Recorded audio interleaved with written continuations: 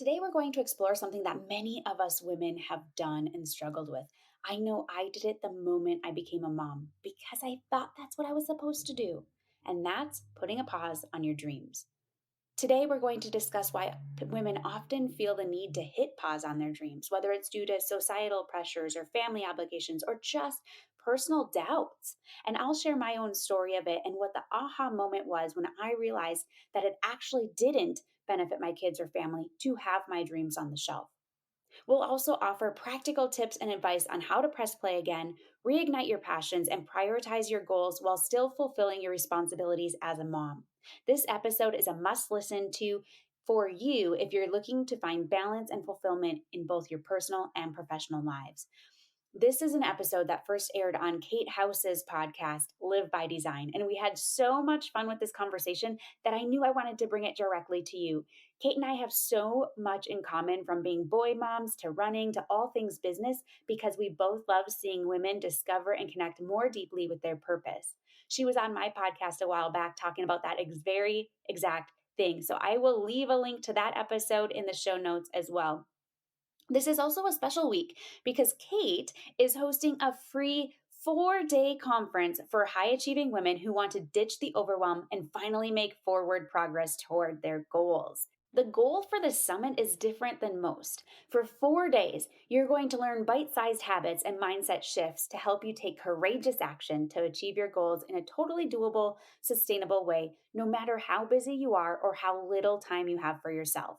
From May 1st through the 4th, my podcasting bestie Kate is bringing you a purposefully curated private podcast feed from 20 plus personal growth and development experts who help high-achieving, goal-oriented women move from stressed and overwhelmed to focused and making progress toward achieving their goals. During the summit, you'll hear about everything from harnessing your personal superpower, aligning with your core values, releasing people-pleasing behaviors, stopping the mind swirl, purposeful habit implementation, and so much more. You'll also get to hear from me as we talk through the 3 pillars to setting and crushing goals. And of course, they are very simple to implement because that's what I do. I keep all things simple.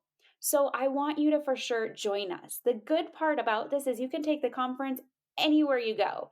You can bring it into your workout, in the kitchen while you're cooking. You can do it while you're cleaning, while you're driving kids to and from activities. Just pop in those earbuds and let's do this thing. You can register for the free summit at misskatehouse.com, which is MSKATHOUSE.com/goals with soul summit -Gabe. Again, that's MSKATE house.com/goals with soul summit -Gabe. For a little bit easier access, I'll leave a link in the show notes, but make sure that you don't miss out. All right, are you ready to learn how to hit play on your dreams again as a productive mama with a full plate to carry? Let's dive in. Hey friend, welcome to Pursuing Goals God's Way. Have you thought about finally starting that business now that your kids are older? Do you ever stay awake wondering how to mesh your passions into purposeful work? Do you have big, ambitious goals but feel overwhelmed or even unqualified to pursue them? Hey, I'm Gabe. Not too long ago, I longed for the confidence to start an online business. I just wanted to make a difference outside my home bubble using my gifts. But I kept telling myself that I wasn't good enough. I didn't know enough, and I didn't have enough time. Until I realized something huge. My kids need me to be their example, and they need to see me win. And yours do too. In this podcast, you will learn how to clarify your goals, plan with purpose, and ditch your distractions. If you're ready to make an impact and an income, all for the glory of God, then you're in the right place. As an avid runner, I believe life is one massive marathon. It's up to you to run your own race and to finish it well. So lace up those running shoes, pop in your earbuds, and let's do this thing. Hi, Gabe. Thank you so much for joining me on the Live by Design podcast today. I am so excited to have you here. Yeah, thanks for having me, Kate. I'm excited to be here. Oh, it's so much fun. And so for anybody who is tuning in and they're not familiar with you and the work that you do, will you share with us who you are and what you're all about? Sure. Well, I'm an author and podcaster and coach, but I'm all about helping moms turn their passions into purpose by pursuing goals God's way. And I kind of got into it by being that person who wanted that as well.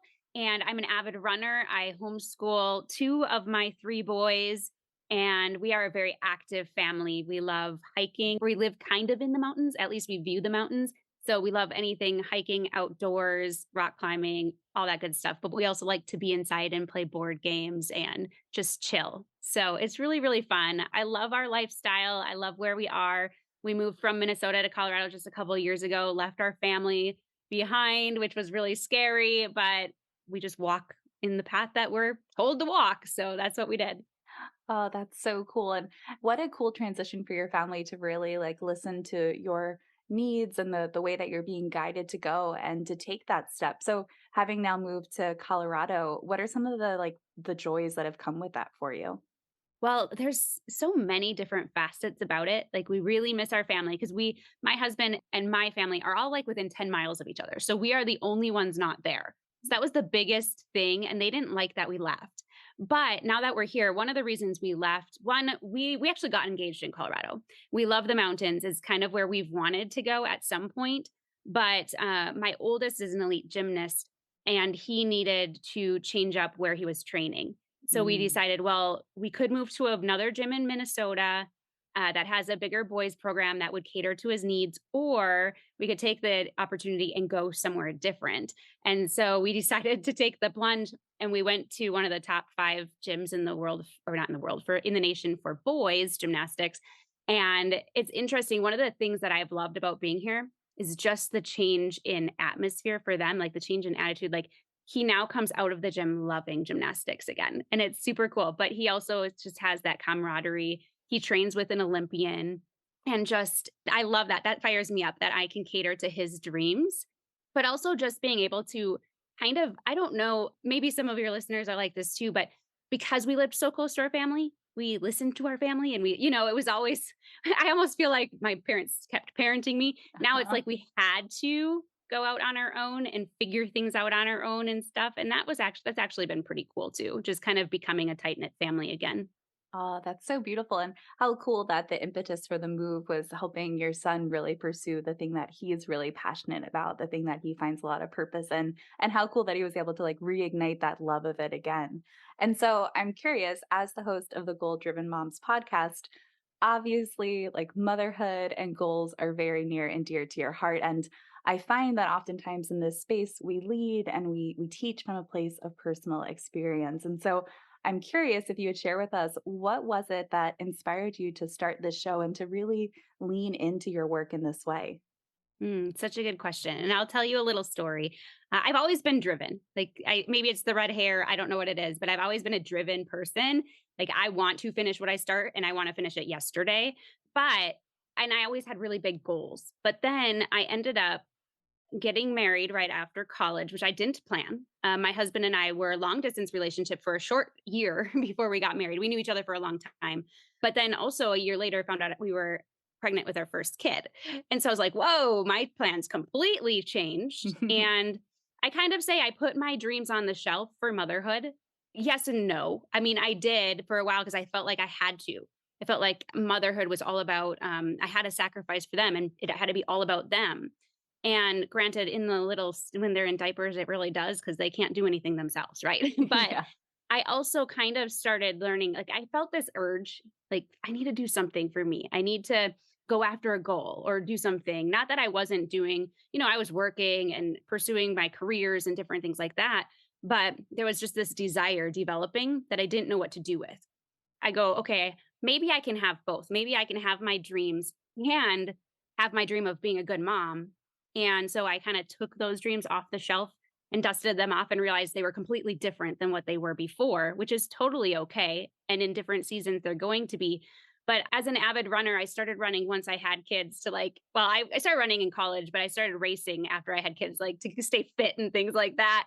And I realized I could start pursuing a goal in that. And so my biggest goal was I would love to, after I did my first marathon, I said, I wonder if I could qualify for the Boston Marathon, which is a very elite race for runners. And I was almost an hour off the time of what I would have needed the first marathon. So Wow. no way that is actually possible, right? But how can I? And maybe this could be a way for me to incorporate those goals again, to have a piece of me back and to really develop the desires and the giftings God has given me. And so that was the first chance at working toward a real big goal. And what I learned in the process is that my kids, even though they were really little, they were watching me and what I did. And they were the first ones at that finish line cheering me on. And even though they sacrificed a little bit for what I wanted, for my dream, they won when I was at that finish line because I won. And it was really, really neat to see. And that's when kind of that passion for helping other moms realize that they can be both a good mom and pursue a passion of their own came into being, and that's how Goal Driven Moms was formed. Oh, that's so beautiful. It like makes me a little choked up to envision like your boys at the finish line and like how cool for them to get to see their mom doing something that's like hard and requires like months, if not years of dedicated effort. And like what an incredible lesson for them to learn from you. And they always say like more is caught than taught. And I think that is a really cool way for them to like catch that desire to pursue their goals. So I'm curious, back when right before you like got your goals back off the shelf and you were like, okay, I feel this tug on my heart, like my intuition is speaking, like I have this desire. How did you feel in that season versus how did you feel when you crossed that finish line? Well, in that season, I didn't really know what I was doing. I was like, Yeah. I was kind of going, I know I need something. I know I need to do this. I don't know how. I'm not sure I have the capacity for it. I'm not sure if I'm good enough. I'm not sure if I have the time to commit to it. I mean, I wanted to be there for everything that the boys needed as well. And so it was a lot of doubt and fear about stepping out of the comfort zone because nothing new, like no big goals happen in your comfort zone. And I knew that in order to go after it, I'd have to train hard and I'd have to put my body through physical changes, like physical training that I just didn't know, am I capable of this and am I ready? And Mhm. can I add this into my life? So that's what fears and doubts and different thoughts that were going through my head at that time. When I crossed the finish line, one, probably the thought of not ever doing this again. That happens every marathon for any runners out there. I know you run a little bit, right? So you understand. Yes, absolutely. I did one full marathon and I haven't done another one yet, but it's still on my bucket list because my first one was a little bit of a struggle, but I've done, I think, 13 halves now. And every time I finish a Mm. training cycle, I'm like, oh, maybe I'll take a little break. And then I get home and like before my legs are even like feeling good again, I've like already signed up for another race.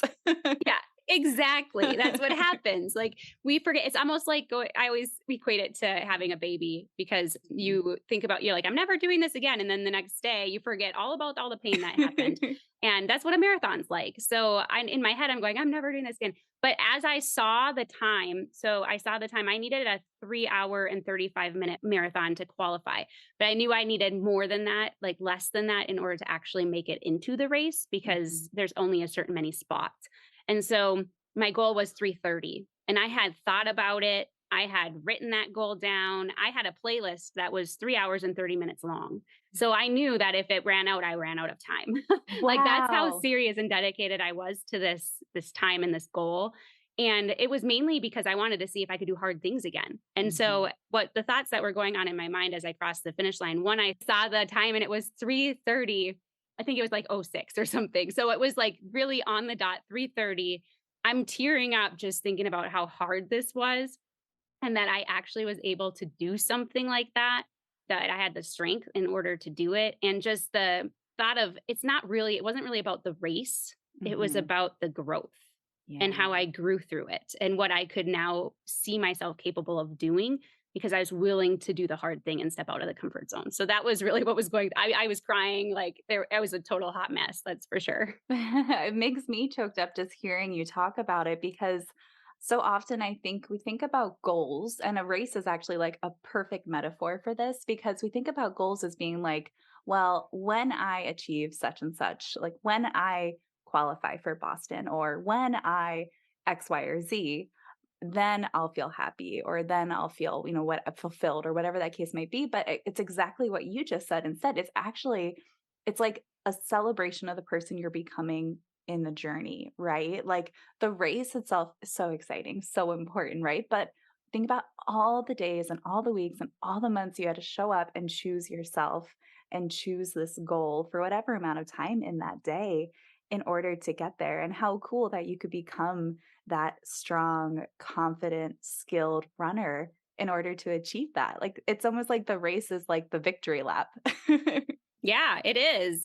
I like to call it the victory run. Like, what is your victory run? And it's really what trial or what struggle or challenge are you going through? And what are you going to turn into your victory run? Or how are you going to turn it into it? And so, yeah, I love it. I talk about racing all the time in analogies because I agree. I think it's so great for life lessons. Yes, it absolutely is. And so now I'm curious when it comes to these life lessons, right? We have a lot of women who listen to the show and moms especially. And I so identify with your desire to have something outside of motherhood, right? Something that's for you, something that like really nurtures your soul. And I like couldn't agree more. I have like I don't have many fears in life, but a fear of mine would be to like lose myself in motherhood and not pursue the things. Like I have so many things that I want to work towards doing and they light me up with so much passion and enthusiasm and just like a zest for life. And parenting absolutely does that too. That's one of my passions, but there are other things outside of that that I need to do just for myself. And so I'm curious what you would say to the person who's listening right now and they're like, wow, like that's so inspiring. Like, I don't feel like I've really had the capacity to pursue my goals, but maybe they're at that point where you are, where they're like, I'm ready to reach up. I'm ready to grab that goal off the shelf. Maybe it's changed over time and that's okay, but like they're ready to dust it off and just start again. What advice would you have for that person who's just getting started, who maybe is still inside that comfort zone and feels a little nervous or a little trepidatious about starting to step outside of it again? Yeah, so good. I'll start with a little encouragement and the why behind doing it. And then I'll share a little bit about how to implement it because it's really important to understand the why. And I was actually talking to a friend yesterday. We were at orientation for a homeschool community for one of my sons. And we were talking about what I do. And she said, somebody older than me told me a similar thing, like that you're only with your kids way less years than you're not. Yeah. And that really hit me because I was like, yeah, we make a lot of times in motherhood, we make them our one and only, and we sacrifice all for them, which is great. Like it's important for us to have them as our first ministry. But when all we do is cater to them, a lot of times I had another mom who a long time ago had said, she was a mentor of mine, and she said, my kids once asked me, well, what do you do? Because all Mm, she did was drive them around and did everything for them. And so our kids are watching us. And this is what the encouragement is. They will do what we do. They are little mimics of us. They are looking for us to be the example. They're looking for us to teach them how to be adults. Where they're looking for us to teach them how what it is like to be a joyful adult, right? To have a joy in life and not just go in the mundane and the hamster wheel and all of the things like they're looking to us to teach them how to have a goal and how to finish it, how to do hard things. We can't expect them to do hard things if we're not willing to do it. We can't expect them to step out of their comfort zone and meet someone new if we're not willing to go meet someone new. And all of the things, we can't expect them to learn if we're not willing to learn. Because really, we need to be lifelong learners. And so that's my encouragement. Like they are watching you and they want to see you win just as much as you are having that desire in your heart. And mm. the other thing is, if you do have a stirring, there's a reason for it. Like God gave us these giftings, God gave us these desires because He wants to use us. And so if you're feeling that stirring, if you're feeling that desire, it's probably time to do something hard and to step out of that comfort zone. And the best way to do it is to take some time alone and really dive into it. What is this that's going on? And maybe even also evaluating, is this a selfly desire, a worldly ish desire, or is this a desire that's going to make an impact on Mm. others? Or is this a desire that I need to do? There are some selfish desires that, whatever, if you want to go to that for that, that's fine. But there are some desires that you're meant to do. So, Yes. like my race, you could say that was more of a selfly desire, maybe. But really, what it did is it helped me to see that I can do bigger things. And so Mm. I needed that goal. And so take some time alone and decide what is it that I could do in the capacity that I have in the season I'm in, because that's important. You need to evaluate, where am I at in motherhood? If I'm in the middle of diapers and things like that, and I'm not sleeping, I'm not any, all of these things, they're depending on me. Maybe that's not the time to go after a huge burly goal like qualifying for the Boston Marathon. But could be a time for you to have a goal of, I think I'm going to work on personal development and I'm going to read a book a month. And I'm going to do it while I'm feeding my littlest every morning. Like I did that. That was a goal I had because I had never read the Bible straight through when I was until adulthood. And I had my third, and he got up really early morning for feeding. So I thought, I'm just going to start reading. 6 months later, I finished. Holy moly. But that was a goal. And I was like, wow, I can be really proud of that because I did something for me, and Yes. it'll have an impact, right? Because now my mind is better for it. I have more positive for it, all the things. So think about what you could do. Make it, Mm. it can be small at first. And I always say, I recommend that anyway. I mean, I like to go big or go home, but that's just me. So, and then also write Mm. it down and post it. And really, that purpose of that isn't to manifest it as much as it is to just see it. Because the more you see it, the more you're going to think about it and the more you're going to actually take action behind it. Because without action, you're not going to hit the goal anyway. But if you don't see it, you're going to forget about it. Yeah. So, yeah, those, and then also just one little thing a day, like Mhm. whatever it is. Like, so if your goal is to read a personal development book in a month, read 5 pages a day and you'll probably get there, or break it up that way, but break it up to be a smaller stepping stone goal so that you can actually get to the finish line or have these small wins in between, because then you'll be less likely to quit. Yes. Oh, that's such beautiful advice. Like, I think sometimes we have this idea that we have to show up perfectly or not at all, or we have to go like all in. And I loved your reminder of evaluate the season that you're in, evaluate the time capacity that you have, evaluate how much sleep you're getting. For us, like, sleep is still a big thing. And we're working on that. And so it's so true, right? Because if we evaluate or we jump into these big goals without evaluating that first, that's the fastest way to just feel disappointed, to feel like you failed, to feel like you aren't capable of doing hard things because maybe it just wasn't a realistic goal for the season that you're in right now. I think it's James Clear in Atomic Habits. He talks about how you have this sweet spot of kind of getting into a flow state when you're working on something, and he calls it of just manageable difficulty. And that's the cool thing about life is just manageable difficulty could be in a season when you have a nursing newborn and you're like, I'm going to read 5 pages of this book every day.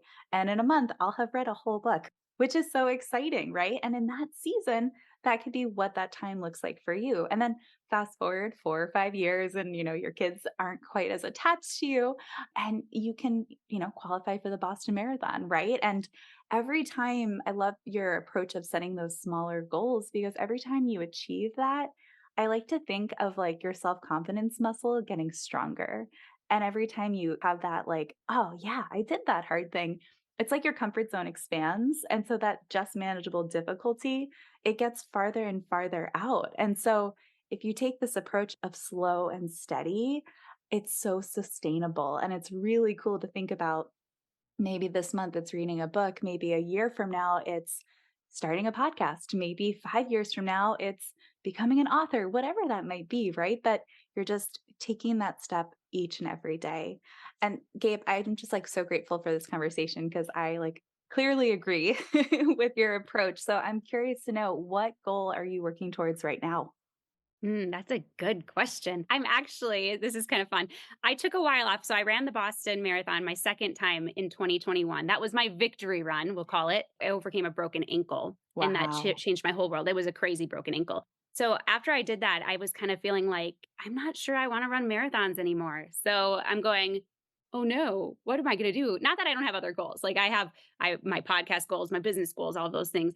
But I started to feel an urge of, I need to do something. I want something that's hard in my life again. I feel like I've been sitting in my comfort zone again and I want to do something hard. So I ended up having the goal. Now we live in Colorado with all the mountains. And I said, let's start hiking 14ers.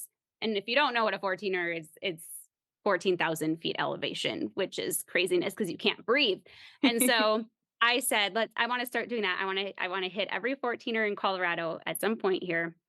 And so I decided I'm going to start with Pikes Peak, which is one of the hardest 14ers to do because it's a half marathon up the mountain, essentially. So I did that in July and ended up with altitude sickness, like dizziness, migraine, throwing up, all the things. It was crazy. It was the same experience though. I was like, I'm about a mile and a half out, not thinking I'm going to make it, thinking I need to go back down the hill because I can't do it.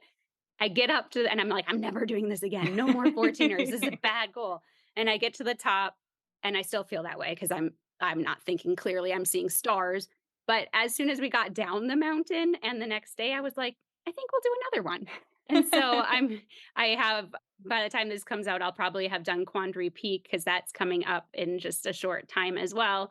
But it's become a new goal of mine to do hard things. And now I'm like, okay, I got altitude sickness. Now I got to work through that and I got to get better. So it's just about becoming better. Right. And we Yeah. never arrive, but we can always do hard things. And it's a proving ground for us and just even and for our kids so they can Mhm. see and also just to see what we need to do. And it'll help us to say yes when it's something hard that we don't want to do. Yes. Oh, I love that. And I so appreciate your idea of doing hard things. It makes me smile because I've had a personal mantra. Oh man, when did I run my first half? In 2011. And so soon after that, I met a friend at a yoga studio in Illinois, and she and I were talking. We both love to run, and we kind of came up with this mantra of, I get to do this. I can do hard things. And for me, the I get to is like the gratitude piece. It's like, wow, like I get to do this. Like, how cool is that? Like, how grateful am I am for like to have the ability to do hard things. And then I can do hard things, like just affirming it to yourself, like, you got this, you can do this. Because sometimes, mid run or while you're pursuing a goal, you're like, I don't know if I can do this, right? When you're a mile and a half from of Pikes Peak and you're like, am I going to make it? And you're like, no, I get to do this. I can do hard things. So, as we start to wrap up our conversation, I'm just curious, well, one, if there's anything that you tell yourself, and two, any just final words of appreciation or encouragement or whatever it might be for that person that's just about to start doing hard things.